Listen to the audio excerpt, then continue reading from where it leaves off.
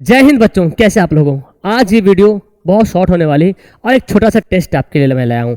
इस वीडियो में हमने साइंस का मोस्ट इंपोर्टेंट 20 क्वेश्चन रखा है और अगर आप तैयारी कर रहे हो क्लास 10th के लिए तो ये 20 क्वेश्चन का आंसर आप जरूर दीजिए, तब आपके अंदर एक आत्म कॉन्फिडेंस आएगा, मतलब हाँ एक आत्मनिर्भर कॉन्फिडेंस आएगा कि आप रियल में पढ़ रहे हो। तो ये एक छोटा सा टेस्ट है, आपको इस टेस्ट को जरूर देना चाहिए। छोटी सी वीडियो है, अगर आप तैयारी करते हो तो आपको इसको बनाइए और 20 में 20 ये चैलेंज है, ओपन चैलेंज, खुला चैलेंज है आपके लिए कि 20 में 20 कौन बच्चा बना के कमेंट करता है एकदम ईमानदारी पूर्वक। ओके, और लास्ट में एक होमवर्क भी देने वाला हूं। चलिए, तो सबसे पहला क्वेश्चन यहां पर आपको दिख रहा होगा। सबसे पहला सवाल है, कैल्शियम की परमाणु संख्या क्या होती है? कैल्शियम की परमाणु संख्या क्या होती है? 11, 79, 16, 20। तो कैल्शियम की परमाणु संख्या होती है 20। कितना होता है? 20 जो है कैल्शियम की परमाणु संख्या होती है।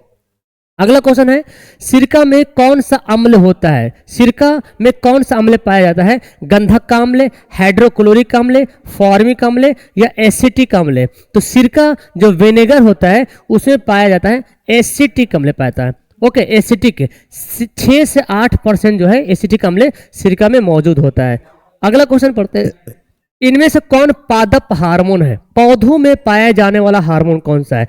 इंसुलिन हार्मोन है, थायरोक्सिन, एस्ट्रोजन, साइटोकाइनिन। इनमें से कौन हार्मोन है चारों में से जो पौधों में पाया जाता है? पादप मतलब ट्री, प्लांट है ना, और पादप में पाया जाने वाला हार्मोन है साइटोकाइनिन। साइटोकाइनिन, इसके अलावा gibberellin, auxin, acetic abscisic acid, ethylene, ये और 4 अलग है और ये 5 पादप हार्मोन देखने को मिलता है।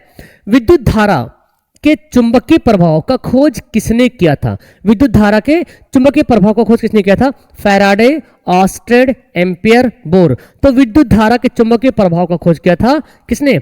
ऑस्टेड ने किया था। किसने किया था? ऑस्टेड ने किया था विद्युत धारा के चुंबकीय प्रभाव का खोज। ऑप्शन हमारा बी हो जाएगा। हरा प्रोटोजोआ किसे कहते हैं? क्योंकि ग्रीन होता है इसलिए हरा बोला गया है। कवक को कहते हैं, अमेबा को कहते हैं, युग्लिना को कहते हैं या हाइड्रा को कहते हैं? तो याद रखिएगा कि हरा प्रोटोजोआ जो कहते हैं किसको? युग्लिना को कहते हैं हरा प्रोटोजोआ। ऑप्शन नंबर सी बिल्कुल सही आंसर हो जाएगा। वीडियो अच्छी लगती है, अगर वीडियो अच्छी लगेगी तो एक लाइक जरूर करके जाइएगा और प्यारा सा कमेंट जरूर करना कि आपने कितना सही बनाया। शर्माना मत कि मैंने सर कम बनाया तो मुझे क्या बोलेगा। आप 2 ही सही बनाए तो 2 कमेंट करना, 10 सही तो 10 सही करना, और जिसने 20 सही बनाया तो 20 कमेंट करना। लोहे के फ्राइंग पैन के जंग से बचाने के लिए निम्न में से कौन सी विधि उपयुक्त होती है? लोहा के जो फ्राइंग पैन होता है ना, लोहे की जो कढ़ाई होती है, उसको अगर जंग से बचाना है तो किसका उपयोग करते हैं? ग्रीज लगाकर, पेंट लगाकर, जिंक की परत चढ़ाकर या इनमें से सभी? तो फ्राइंग पैन में क्या होता है? जिसमें मछली तला जाता है, जिसमें कोई चीज तला जाता है वो फ्राइंग पैन हुआ। तो उसमें ग्रीज लगाएंगे तो है तो वो भोजन खराब कर देगा ना, या पेंट लगाएंगे तो पेंट उखड़ जाएगा गर्म से। तो उसमें चढ़ाया जाता है जिंक की परत, जस्ता की परत चढ़ाई जाती है। ऑप्शन इसका सी बिल्कुल सही आंसर हो जाएगा। अगला क्वेश्चन है, इनमें से किसमें त्रिआबंध होता है? 3 बॉन्ड किसमें होता है? त्रिआबंध किसमें होता है? ऑक्सीजन में, क्लोरीन में, नाइट्रोजन में, हाइड्रोजन में। 3 बॉन्ड देखा जाए तो किसमें होता है? नाइट्रोजन में 3 बॉन्ड होते हैं, यानी कि नाइट्रोजन के 2 अणु में 3 बॉन्ड होता है। हाइड्रोजन के 2 अणु में, याद कीजिए इसको, इस पॉइंट को याद कर लीजिएगा, 1 बॉन्ड होता है। क्लोरीन के 2 परमाणु में है ना 1 बॉन्ड होता है। ऑक्सीजन के 2 परमाणु में 2 बॉन्ड होता है। ठीक है, इतनी बात को आप याद कीजिएगा। अगला क्वेश्चन है, पारे का अयस्क क्या है? Bauxite, hematite, magnetite, cinnabar. तो पारा किससे प्राप्त किया जाता है? तो पारे का जो अयस्क है वो है सिनेबार। कौन है? सिनेबार। ऑप्शन इसका डी बिल्कुल सही आंसर हो जाएगा। अगला क्वेश्चन पढ़ते हैं, निम्न में से कौन सा ऊर्जा स्रोत सौर ऊर्जा के व्युत्पन्न नहीं है? मतलब सूरज के द्वारा, सूरज से जो एनर्जी प्राप्त होता है उससे कौन ऊर्जा उत्पन्न नहीं होता है? भूतापीय ऊर्जा, पवन ऊर्जा, नाभिकीय ऊर्जा, जैव मात्रा। तो भूतापीय, पवन, जैव मात्रा, ये तीनों सनलाइट से प्राप्त ऊर्जा से ये ऊर्जा प्राप्त होता है। ठीक है ना, लेकिन जो नाभिकीय ऊर्जा है ये परमाणु से प्राप्त होता है। तो ये हो जाएगा ऑप्शन नंबर सी, ये सौर ऊर्जा से प्राप्त नहीं होता है। अगला क्वेश्चन पढ़ते हैं, एल्कोहल में कौन सा तत्व उपस्थित नहीं होता है? एल्कोहल जिसको हम लोग शराब के नाम से जानते हैं, तो इसमें क्या नहीं रहता? Carbon, oxygen, nitrogen, hydrogen. तो सबसे पहली बात तो है आपको एल्कोहल का फॉर्मूला पता होना चाहिए। C2H5OH, ये है एल्कोहल का फॉर्मूला। अब इसमें देखिए एल्कोहल में कार्बन है, हाइड्रोजन है, ऑक्सीजन है, कार्बन है, हाइड्रोजन है, ऑक्सीजन है, नाइट्रोजन यहां पर नहीं है, तो नाइट्रोजन जो है ये नहीं पाया जाता एल्कोहल में। ओके, अगला क्वेश्चन पढ़ते हैं। विद्युत चुंबक बनाए जाते हैं, यानी कि विद्युत चुंबक जो है किस से बनाया जाता है? इस्पात से, पीतल से, नरम लोहे से, या इनमें से कोई नहीं। तो विद्युत चुंबक मतलब जब करंट डालेंगे ना तब चुंबक उत्पन्न हो जाएगा। तब को जैसे कि नरम लोहा से बनाया जाता है विद्युत ऊर्जा। मतलब ये हुआ कि नरम लोहा में जब करंट डालेंगे ना तो नरम लोहा चुंबक के जैसा काम करना शुरू कर देता है। तो ये हो गया नरम लोहा, ऑप्शन सी बिल्कुल सही होगा। अगला क्वेश्चन है, धारा की उपस्थिति मापी जाती। बहुत ही बेस्ट क्वेश्चन है। धारा की उपस्थिति, इसे बच्चा कंफ्यूज हो जाएगा और ऑप्शन ए मार देगा, लेकिन गलत होगा। ओमीटर, वोल्टमीटर, गैल्वेनोमीटर या एम्पियर।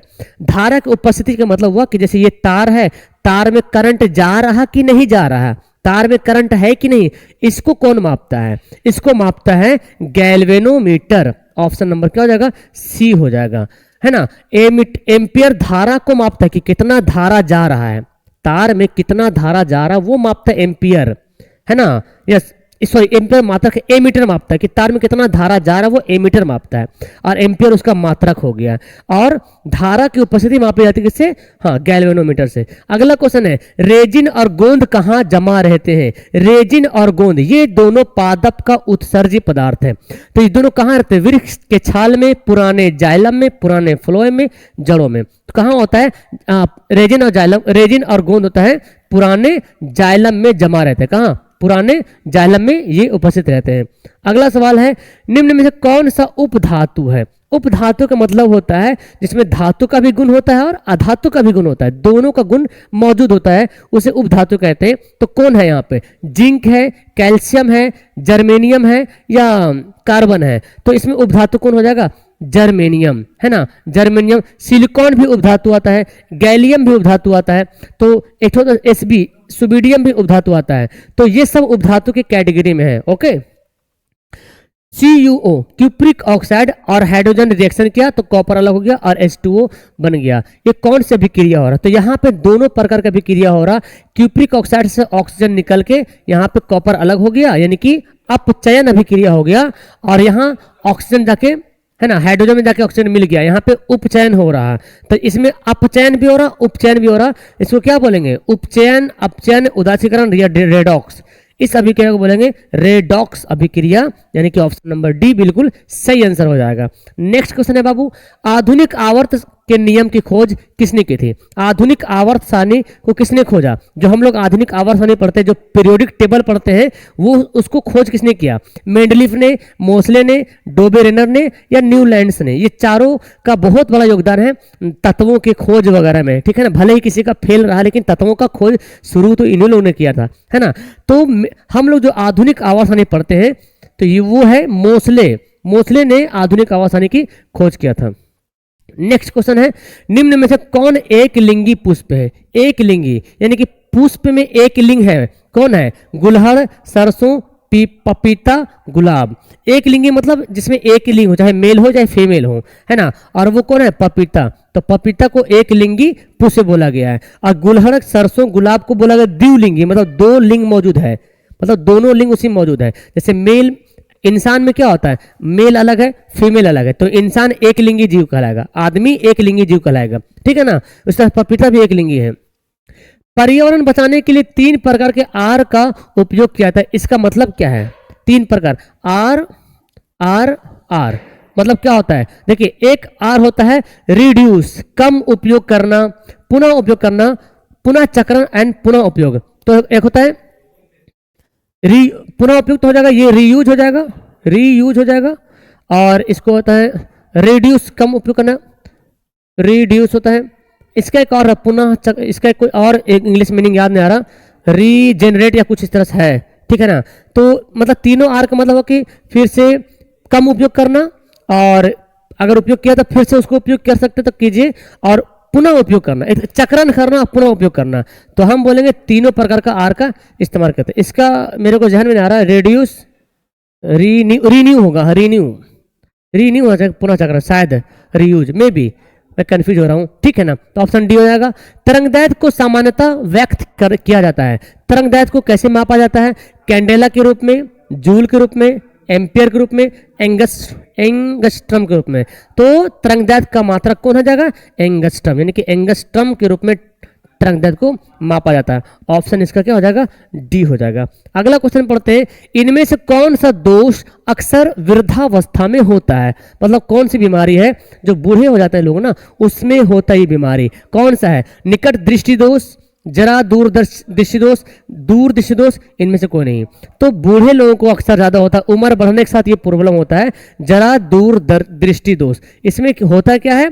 निकट और दूर दोनों होता है, ना तो दूर का साफ दिखता है ना तो निकट का साफ दिखता है। ये आपको मैंने 20 क्वेश्चन बताया है। आप लोग नीचे कमेंट करना कि 20 में 20 कितना, 20 में आप लोग कितना बनाए। एंड ये आपका रहेगा होमवर्क गायब हो गया, सॉरी फॉर दिस।